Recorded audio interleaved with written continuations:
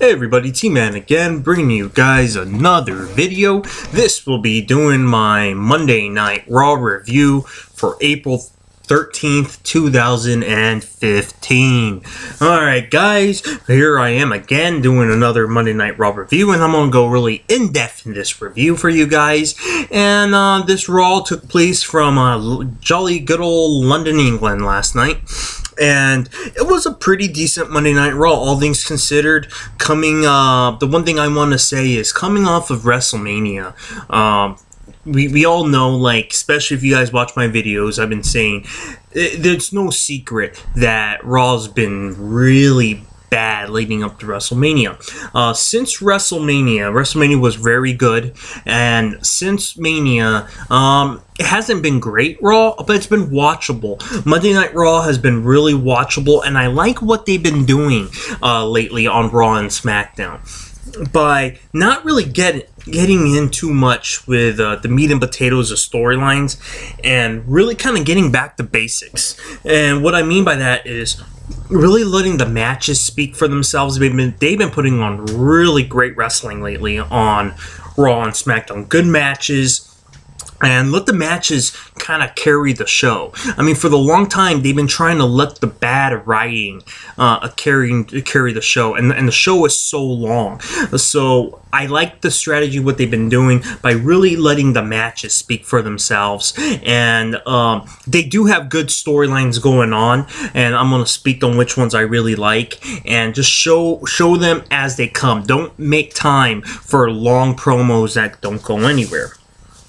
Anyways, we began the night with John Cena and his and here's another thing that I do like that I think they've been doing well, is the United States title, guys. I love what John Cena is doing with the United States title. Love John Cena, hate John Cena, doesn't matter. He's building prestige back with the United States Championship, and I kind of like it. They kind of make it almost like the TV title in a way, where you're defending it in every single televised program. And what you do by that is you're establishing that belt as and the wrestler and the championship, you know. And not to mention, they've been giving John Cena great opponents. And last night, the open challenge in London, England, I thought the guy that answered the call was the perfect choice, obviously, and that is Bad News Barrett, being the hometown guy from London, England.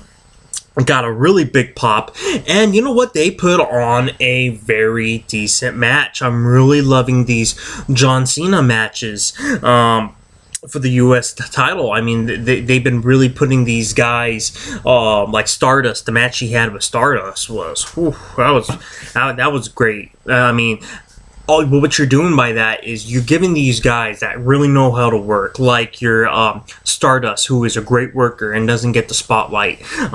Same thing with Bad News Barrett, same thing with Dolph, same thing with Dean Ambrose. All these guys are great in-ring workers, and they could have great in-ring matches with almost everybody. John Cena is constantly improving. Even though John Cena was not a really great in-ring wrestler when he first came on, he's really gotten better by leaps and bounds. I mean, since he's been, because I mean, most guys like a Hulk Hogan, those guys on top, they have their few sets of moves. Same thing with like your Austins and all those guys. They have their moves, they have their mindset, and they stick with those matches. The thing with John Cena is he'll add new things. He won't be afraid to add new things to his arsenal, and that makes for better viewing. And I really like the match he had with Bad News Barrett, even though Bad News Barrett never wins a match, and I knew damn well he wasn't going to win this U.S. title on Raw, because he still has the rivalry with Rusev going on, and Rusev has his rematch clause. I did like how they did put Bad News Barrett over by having him kick out of the first Attitude Adjustment. You know, at least they could have gave him that, and they did. You know, he was in his hometown, so they have him kick out of 2 Attitude Adjustments. So I thought that was really cool.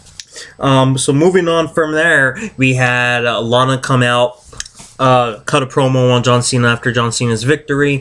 Rusev coming down, beating the living dog shit, or actually snuck up behind Cena, beat the dog shit out of him, and announced that it's going to be a Russian chain match at Extreme Rules. My thoughts on that It's whatever. The storyline's kind of dwindled down a little bit since Mania. Leading up to Mania, I thought it was the hot story, but you kind of just need to get this rematch out of the way, and then you can move on whatever you're going to do with the two men. I just hope after this United States rivalry with Rusev that they don't diminish him and they don't ruin the whole year's worth of build that they put into him. I mean, they put all this build into Rusev, and just because he lost and he's not the United States champion, and the writing's so bad, I'm hoping he doesn't become like a Ryback or something that just becomes lost in the shuffle and just another guy and becomes a jobber and just a guy that you see. They need to continue to build him high. And eventually, whenever we do have like a babyface like Roman Reigns, whenever he comes around for the title, gets the title, Rusev would be a great heel to throw at him. Whenever you have that babyface champion, you need a solid heel. So they need to continue to make Rusev a heel. And I wouldn't even mind if Rusev won back the United States title. I wouldn't mind if that happened, because that would continue to keep Rusev strong. You got the undefeated thing out of the way, and you could go back with Rusev being the champion, because ultimately he was a great United States champion. I really liked Rusev as the United States champion.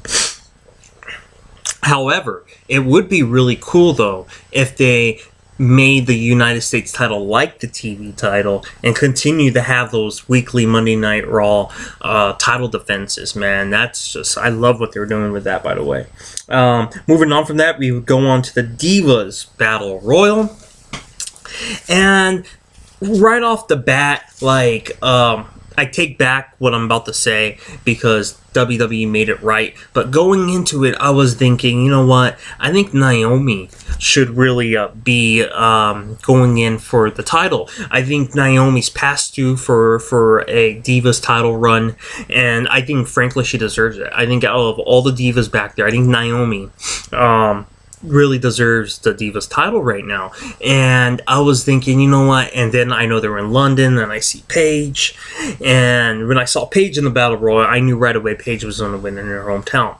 Even though I was hoping that they wouldn't do that. I was hoping they would have Naomi win the match and not even have Paige in that Battle Royal. Instead, having two Divas matches in that 3-hour program and having Paige face Nikki Bella, and having Nikki Bella win by cheating or by disqualification. Anyways, taking care of Paige, getting her out of that Battle Royal, putting Naomi over. But however, I liked what they did with Naomi. I mean, the storyline writing was really good for this. They had Paige win, which is giving the local town hero the win, and then in a surprising thing afterwards, she was cutting a promo with Booker T. Booker T was interviewing her, and then you had Naomi, who is a baby face, and because the Battle Royal came down to Naomi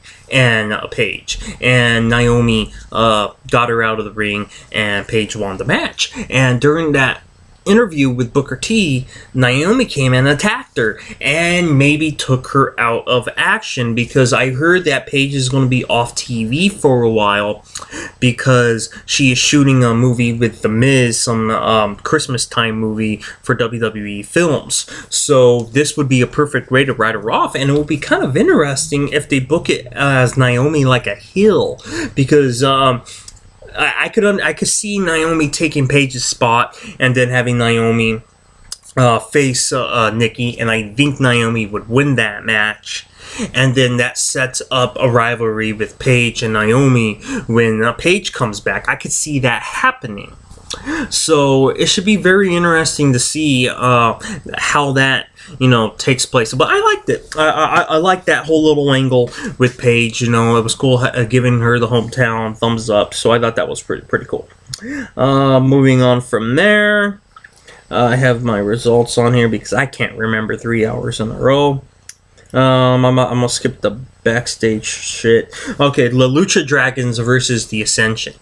My God, you know, I haven't watched NXT in a while, and I did remember the Lucha Dragons in NXT, but I love the Lucha Dragons.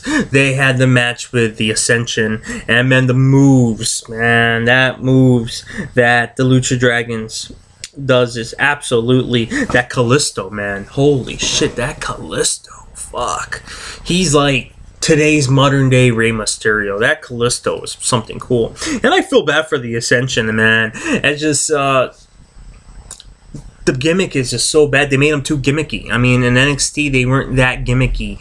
Vince made them so gimmicky, and now they're just becoming like a jobbing tag team, you know? It didn't catch on, so I think they're just gonna go along with them being a jobbing tag team, and then they're gonna get a resurgence, and eventually I do see the Ascension becoming tag champions. But you know, obviously that whole gimmick of the Ascension, making them that gimmicky, just was a fail, man. And they put so much money and so much build into them coming in, and what a letdown. Complete letdown. Oh, and you know, one thing I want to address too is, you know, the main thing they were talking about throughout the night of Monday Night Raw was they were talking about how tonight they were going to have Randy Orton compete in a match against Cesaro, and they were going to have Seth Rollins compete in a match against Dolph Ziggler. None of those matches happened the way you thought they were going to be, and the way the stipulation was, they were going to have those two guys face those individual opponents, Cesaro and Dolph Ziggler, and if they won the match, they get to add a stipulation to the Extreme Rules match. If they both win, they both add a stipulation. And, you know, obviously they weren't going to lose. You know, they were both... And the one thing I didn't like about that is this. I felt like... I felt like they kind of cheated us a little bit, by meaning, okay, they had Randy Orton originally supposed to face off against Cesaro. I'm like, perfect. I understand what they're doing here. They did that because Cesaro's going to put on a good match. He's going to make Randy Orton look like $1 million. You're going to have a 5-star match. A 5-star match. Randy Orton's going to come on top. Perfect. Then you'll have Dolph Ziggler against Seth Rollins. Same thing. Seth Rollins, one of the best in-ring workers, makes Dolph Ziggler makes Seth Rollins look like $1 million. And they didn't do any of that. And I'll tell you exactly what I mean. But first, let's just say that the Big Show took out Roman Reigns. I just want to get that out of the way. I like what they're doing with that. I like the fact, I talked about in my Let's Talk Wrestling, I like the fact that they're not throwing Roman Reigns back in the title shot. They're making the fans want him have the title, and you know he's going to get right back in that title mix. And I thought it was really perfect to square him off against the Big Show just to get Extreme Rules out of the way, and Big Show putting him through that little London car, choke slamming him while he was doing his promo. Thought that was cool. I liked it. Let me see. Moving on from there is exactly what I was talking about. Randy Orton versus Cesaro. And I'm like, okay, this is going to be a great match. This is going to be a 5-star match. No, it was like a DQ. Something happened, or a count out DQ. I forgot what it was. Yeah, I think it was a DQ because Tyson Kidd got involved. Kane came out, and Kane made it a handicap match. Randy Orton still won. And it was a decent match, but to me, it defeated the purpose. Like, okay, when they first announced Randy Orton and Cesaro, I'm like, this is perfect. This is smart booking. It's smart booking. You're going to make Randy Orton look like $1 million, which he should, and taking on one of the greatest in-ring guys in today's locker room, in the being Cesaro, and doing the same thing with Seth Rollins and Dolph Ziggler. Dolph Ziggler just as good as Cesaro. They didn't do that for either. And then Seth Rollins was a little bit worse, because then after Randy Orton beat Tyson Kidd and Cesaro, we move on to Seth Rollins backstage, talking to Kane and telling Kane, you know what, I don't want to take a chance by facing Dolph Ziggler tonight. I know I can win, but why risk it? Let's have me face you, Kane, and you can lay down in the ring for me. And Kane's like, I don't want to lay down, da-da-da. Then Seth Rollins like, well, let's get Triple H on the phone, see what he says, you know, all this other stuff. And let me tell you right off the bat, love that storyline, what they're doing with Kane. I love it.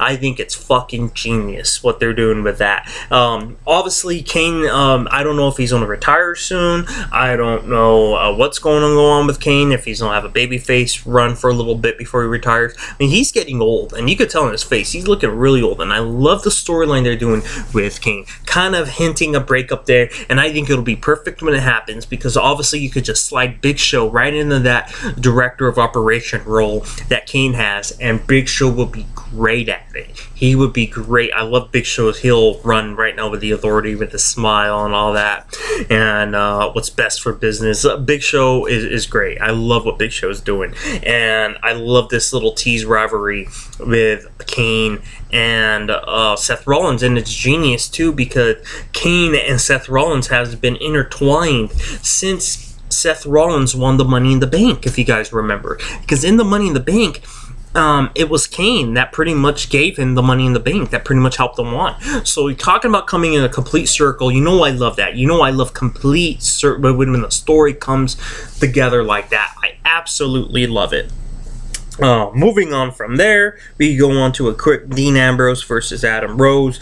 Dean Ambrose picks up the win there. Fandango versus Stardust, and this I don't understand a little bit. I want to address this. So a couple months ago, they abandoned Fandango's whole music gimmick because he became just a music gimmick, and I was on board with that. They made him a little bit more serious, kind of like a salsa thing, a little bit like a salsa dancer type of thing. Gave him Rosa Mendez, and they gave him like a 2-minute rub on like main events and stuff, having him beat like Jack Swagger, some good opponents, and I thought, okay, you know, maybe they're gonna make a good run for him, not like not a Ming story, like, but as a good heel, you know, maybe a future Intercontinental title, not run, but challenger, you know, for a baby face, or maybe a United States challenger, you know, just pushing him up a little bit more in the mid card as an established heel. They just, like I said, I just demonstrate the writing team in WWE, they can't push more than one person, and right now they're too busy pushing other people. They just forgot all about him, so they have Fandango dump Rosa Mendez after Stardust to pick up the win, and I knew Stardust was going to pick up the win, and they flip Fandango back babyface, dumping Rosa Mendez and going right back to his his whole little Fandangoing. Back to the original theme. I think WWE just said to themselves, you know what, we tried doing this salsa thing, we're not creative, because it's not Fandango's fault that the whole so serious thing didn't work, that serious gimmick didn't work. It was just not it's not his fault. It's WWE's writing, you know, they're doing what, you know, Fandango's doing what the writing team's telling him to do. So I thought all that work making him a salsa dancer with Rosa Mendez was a big waste of nothing. Now, never right back to that. And they're just going to have him as a babyface that could compete probably on house shows, because all these guys that you don't see, like your Heath Slaters and all those guys that they don't know what to do with, those are the backbone of WWE that works on the house shows. Those are the guys you see in the house shows and your superstars and stuff like that, and they just show them just enough on TV for you know who they are when you go buy a ticket for a house show, because WWE likes to put 2 house shows a night for they could double the money each and every night. WWE is such a monopoly, such a smart business. I mean, that's what the rest of WWE is. It's a business. I guess it's smart, but it's chicken shit what they do. I mean, they'll grab like a Heath Slater and a Fandango and Adam Rose, and they'll show them just enough for you know who they are. You'll never do anything with them, just for they could put them in the house shows, because they have 2 house shows a night, and they have about 8-9 matches on a house show. So that means that's like 18 matches, man. You're having 18 matches a night, so you need those bodies, and that's why they're there. So anyways, good for him. He's going to be a babyface guy there. Moving on from there, Daniel Bryan. Oh, did I see this part? I must have been in the can or getting a snack when this happened. Daniel Bryan finds Kane and asks what he is doing. Kane and Bryan, please leave. Bryan asks, I don't know what the hell that is. So, but obviously, here's one thing that I do want to address.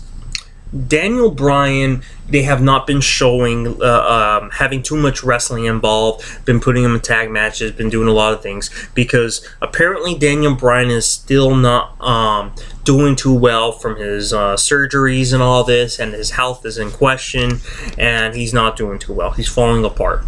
I don't think Daniel Bryan's going to last too long before he's going to be out again.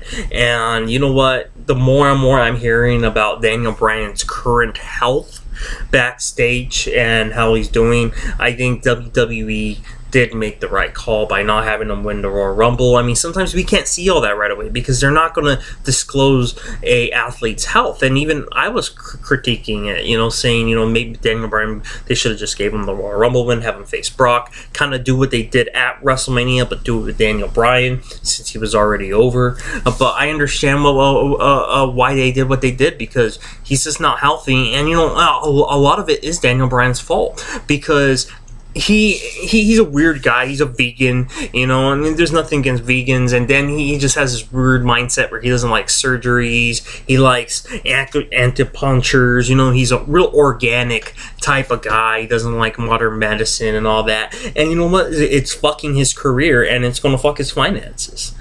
So yes, Daniel Bryan, you're causing yourself to not be you're not keeping yourself healthy. You're not, first of all, you're a man. Eat some fucking beef, okay? Go have a fucking steak. That's one, okay? Two, you know, we have modern medicine to keep us alive for a reason, okay? To keep us healthy, to keep us all these new surgeries and you don't want to try all that. Oh, I'm gonna try acupuncture. Oh, I don't want to do surgeries. Well, it's keeping you out of action, Daniel Bryan. So go fuck yourself, because you're fucking all your fans, okay? And so somebody else is gonna come along when you're no longer a wrestler, okay? Daniel Bryan, someone's gonna come along when you're retired in 2 years because you won't take surgery, and some beefy man's gonna come along who eats fucking steak, and he's gonna fuck Brie Bella and take your wife. That's what's gonna happen, Daniel Bryan. And then, you know what Brie's gonna say? She's gonna say yes, with some man who's eating a steak fucking your wife. That's what's gonna happen, Daniel Bryan, because you don't want to take fucking surgery. Anyways, moving on from there, we go on to Seth Rollins versus Kane. Good match. Well, not good match. Good storyline, should I say. I love how, you know, you go into the ring, and obviously we all know Kane wasn't just going to lay it down. We knew that Seth Rollins was going to win the match, but we knew there was going to be a little storyline element. I mean, they've been teasing too long with this thing with Kane, and I loved what they did. I thought it was perfect. They had Kane take off his jacket and his shirt, and teasing the lady that laid down and all that, and eventually just chokeslamming him, beating the living dog shit out of Seth Rollins, and then draping Seth Rollins. Then Kane lays down, drapes Seth Rollins over him. 1, 2, 3, Seth Rollins win after beating the dog shit out of Seth Rollins. Still staying loyal to the Authority, but at the same time, not taking bullshit from Seth Rollins. Thought that was really smart. Enjoyed it a lot. Love where they're going with that thing with Kane. Damien Sandow with Summer Rae versus The Miz. Thought this was really, like, this whole storyline is getting pathetic. I mean, first of all, you've been teasing this thing since, shit, I don't know, Survivor Series? I don't know how long they've been teasing this breakup for. First of all, the only time I liked Damien Sandow and The Miz is when he was copying and they were both on the same page. Once when they started teasing the breakup, they dragged it on way too fucking long. We all knew that they were going to break up, but God, they dragged it so long. They dragged it all the way down to WrestleMania, and then just to have these matches take place on Raw. And I'm sure at Extreme Rules we're going to see a match with an extreme element to it, but you know, last week we had The Miz pick up the win. This week you had Damien Sandow pick up the win with a roll-up, and they drove Summer Rae in there to try to help publicize the new Marine 4 movie, which is starring Summer Rae and The Miz, so whatever. Ryback versus Luke Harper. I really don't even give a dog shit about that match. Even though they do have the little rivalry between Dean Ambrose and Luke Harper, that's just whatever to me. Ryback wins by disqualification. At this time, I'm just ready to go to bed. And then we have a phenomenal match. You know me, I love my in-ring work. And we had a great in-ring work by having Dolph Ziggler versus Adrian Neville. And Dolph Ziggler hits the Ziggler-Zag, picks up the win. Great match with Adrian Neville and Dolph Ziggler. Two phenomenal in-ring work. I would like to see them have a 15 to 20 minute match on a pay-per-view one day. Those guys will steal the show. Absolutely brilliant. I love some of this new talent that we're seeing. Then we move on. We close Raw with the stipulations between Seth Rollins and Randy Orton. Since they both won, they both get to pick their stipulation. And what did they pick? Okay. First of all, Seth Rollins says to Randy Orton, which is, I like these stipulations, by the way. Seth Rollins saying, well, you know what? All you have is the RKO. My stipulation is the RKO is banned in our match at Extreme Rules. Love it. Smart. Cool. I'm down with it. Randy Orton's stipulation, since he won his match too, says, okay, well, all you have is the authority.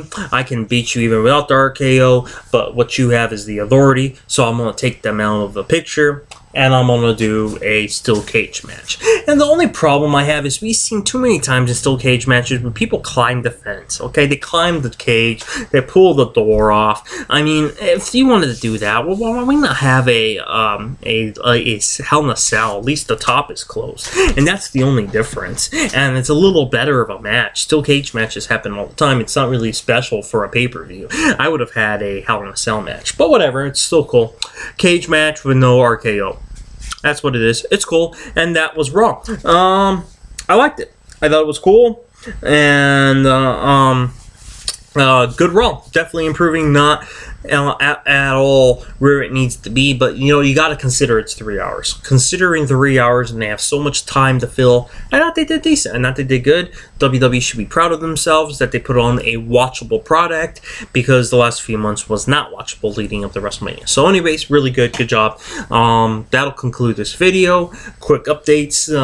You're gonna notice me posting videos in the next couple days where my beard is a lot longer. Obviously, you can see I trimmed. I shot a lot of videos last week, and I'm going to be posting them throughout this week as well. You're going to be seeing videos. I already shot. I did one about WWE bringing back the blood aspect. I shot another one talking about the SmackDown move, and you'll know what I mean when you see that video. And I think there was one more, and I forgot what it was about. I shot one, I forgot what it was about. But anyways, you're going to see that one too.